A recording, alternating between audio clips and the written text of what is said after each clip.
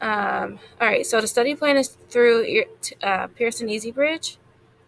So what you would do is go to your Pearson EasyBridge. If for some reason it's not letting you on correctly, you might have to refresh your stuff.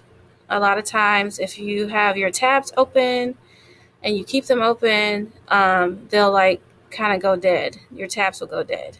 So you probably have to reopen your tabs or refresh your tabs. So when you get on, go ahead and click on study plan, click on all chapters, and we have moved on from prime time. We are now starting our second week on comparing bits and pieces.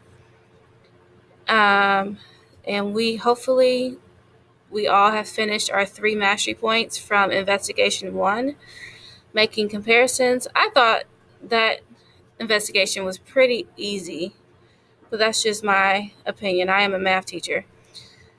So now we're going to start on connecting ratios and rates. Like I said, the focus is going to be on unit rate. So let's do a few of those problems. Again, notice that a couple of these practice problems have videos that go with them. The animation I can never get to work. So I don't know if it seems like it's probably a Pearson problem. But there's supposed to be animation with some of these problems as well. Let me see if it was a Friday thing. Sometimes it takes a day or two. No, I still don't.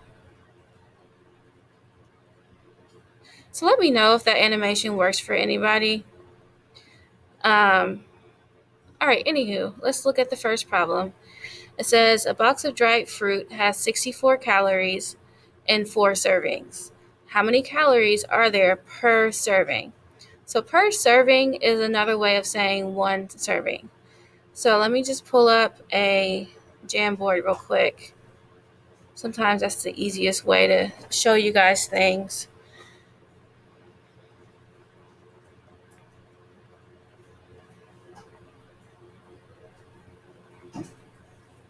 All right, so when you see something that says per serving, yes. Excuse the interruption. Yes. They're in your room. Miss Hassert, she's not in today. Thank you. All right, per serving or per mile or per anything is 1. Okay, can everybody say 1? Can everybody say 1? Hello? 1. Thank you. 1. 1. So per anything, even though it doesn't say per 1 serving, it's implied. Even though it might say per mile, it's implied per 1 mile. It just means 1. Okay? So back to reality. So we are going to set up a proportion to figure out per 1 serving. And whenever you're figuring out per 1, and 1 is one of your numbers you're simplifying to, it's actually called a unit rate. Okay, so that's a new vocabulary word. Can everybody say unit rate?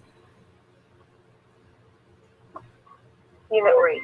All right, thank you, 2 people. Unit rate is per 1.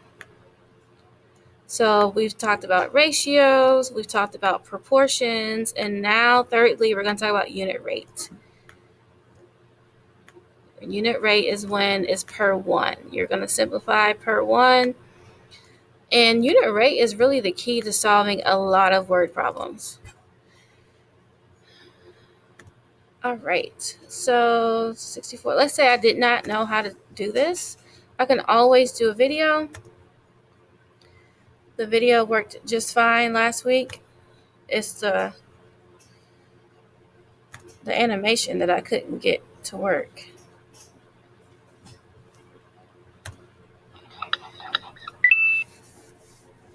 Let's convert each one of these rates into unit rates. Remember, unit rates are just rates with the denominator of 1. So we need to convert each of these rates to have a denominator of 1. Let's start by looking at this. So we don't need to watch this whole thing, but if you would like to watch it, it is there for you to watch. View an example. So I'm going to look at an example. All of these question helps are things that you can get to whenever you want. So here's another example. Notice it's still about calories and servings, but they changed the numbers. It's still about dried fruit, but they changed the numbers. So let's just look to see what they're doing. It says the ratio of calories to servings is 126 calories for every 6 servings. So would this be considered a unit rate? No, right? Because it's not per 1. It's per 6. So we have to find the unit rate. So let's continue. So what is a common factor for us to simplify 126 over 6? Probably the GCF. Probably the greatest common factor would be the best thing. So what are the factors of 6? 1, 2, 3, and 6, right? So question, does 6 go into 126? I don't know. Let's see if 6 goes into 126. 126 divided by 6. So is this a factor? Yeah. Apparently 6 times 21 is 126. So I think our answer is going to be 21 calories for every 1 serving. Yeah. There it is. Bam. Divide by 6, divide by 6. It is very similar to simplifying fractions. All right, so let's do our problem. So are we going to divide by 6 in this problem? No. What should we divide by? Anybody?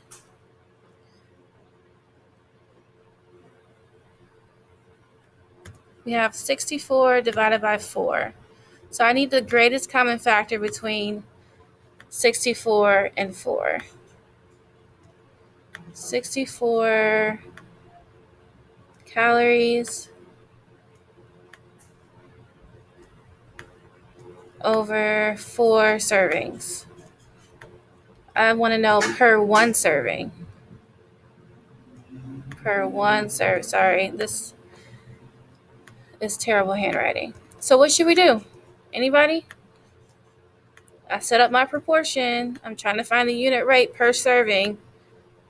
What do you notice between the 4 and the 1? How do I get from 4 to 1 using division? Anybody? 4 divided by what equals 1?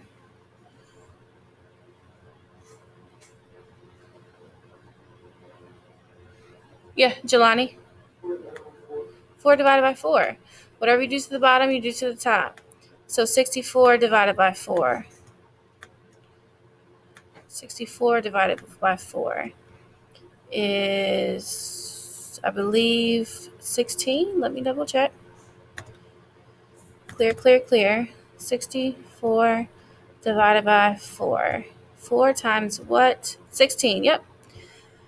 And I did that in my head. Thank you very much. All right. So the answer is 16 calories per 1 serving. All right. Let's put that in. 16 calories per serving. Check answer. Nice work. All right. So you can do more problems if you would like. They want you to talk about, remember, order matters with ratios. So you have to make sure you have the correct order. Or it's going to be wrong. So then when you get finished with however many problems you want to do, you can go ahead and do the unit rate quiz me. You have to get 80% or higher. That means you have to get 4 out of 5 correct or 5 out of 5 correct. So go ahead and I'll give you some time to do that now. Any questions?